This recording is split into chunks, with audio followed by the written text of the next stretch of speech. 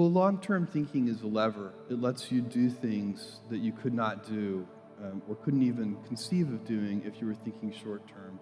So if that's why, I have a project where I'm helping a group of people build a 10,000-year clock. It kind of ticks once a year and dongs once a century, and the cuckoo comes out once a millennium. It's a big 500-foot tall thing inside a mountain right here. Inside one of those mountains. This mountain range. And the 10,000-year clock is a symbol. I don't think it'll do anything for the first few hundred years, but after a few hundred years, once it's old, people start to pay attention to older symbols. And so a few hundred years from now, I hope that people will think about that as a symbol for long-term thinking. If I collaborated with somebody here in this audience and I said, look, I want you to solve world hunger, and I want you to do it in 5 years, you would properly reject the opportunity. You would say, look, it's not possible, it's not practical. But if I said, look, I want you to solve world hunger in 100 years, that's a job you'd take, because it's a much more addressable problem. You can first create the conditions. You have time to create the conditions where then you can solve the problem.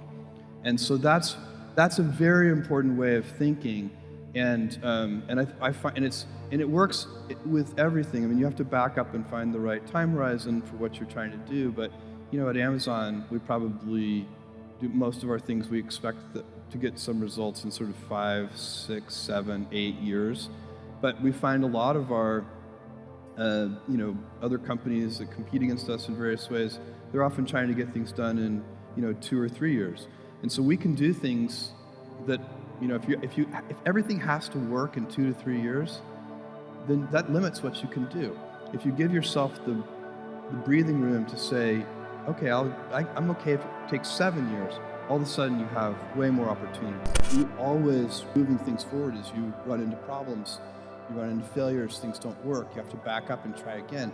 Each one of those times when you have a setback and you back up and you try again, you're using resourcefulness, you're using self-reliance, you're trying to invent your way out of a box. You can choose. We all get to choose our life stories, and it's the choices that define us, not our gifts. Everybody in this room has many gifts. I have many gifts. You can never be proud of your gifts because they're gifts. They were given to you. You might be, tall, or you might be really good at math, or you might be extremely beautiful or handsome, or there are many gifts, and you can only be proud really of your choices, because those are the things that you are acting on. And one of the most important choices that each of us has, and you know this just as well as I do, is you can choose a life of ease and comfort, or you can choose a life of service and adventure. And when you're 80, which one of those things do you think you're going to be more proud of? You're going to be more proud of having chosen a life of service and adventure. You see this in your firefighting work and everything else you do, Robin Hood, so on and so on. And I feel that is, for me, adventure is a shorthand way of thinking about that. If you want to be an inventor of any kind, inventing a new service offering for customers or a new product or anything, being an inventor requires, because the world is so complicated, you have to be a domain expert. I mean, in a way, even if you're not at the beginning, you have to learn enough so that you become a domain expert.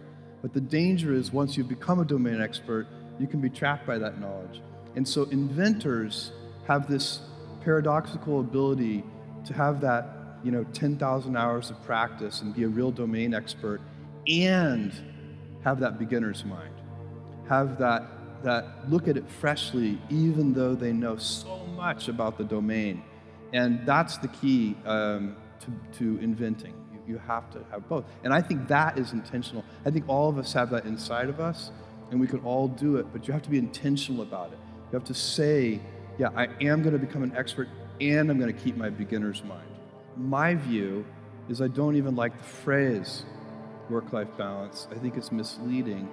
I like the phrase work-life harmony, because I know that if I am energized at work, happy at work, feeling like I'm adding value, part of a team, whatever energizes you, that makes me better at home.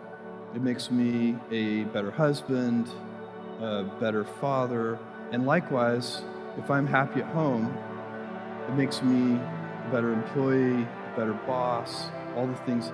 It's not primarily about, there may be crunch periods where it's about the number of hours in the week, but that's not the real thing. Usually it's about, do you have energy? And is your work depriving you of energy, or is your work generating energy for you? And there are people, everybody in this room knows people who fall into these two camps. You're in a meeting and the person comes in the room. Some people come into the meeting and they add energy to the meeting.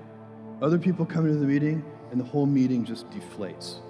And those people they drain energy from the meeting. And you have to decide which of those kinds of people you're going to be. Are you going to add energy? And the same thing at home. And the same thing at home. And it's a wheel, it's a cycle, it's a flywheel, it's a circle. It's not a balance. Because a balance, that's why that metaphor is so dangerous, because it implies there's a strict trade-off. And you could be out of work, have all the time for your family in the world, but really depressed and demoralized about your work situation, and your family wouldn't want to be anywhere near you. They would wish you would take a vacation from them.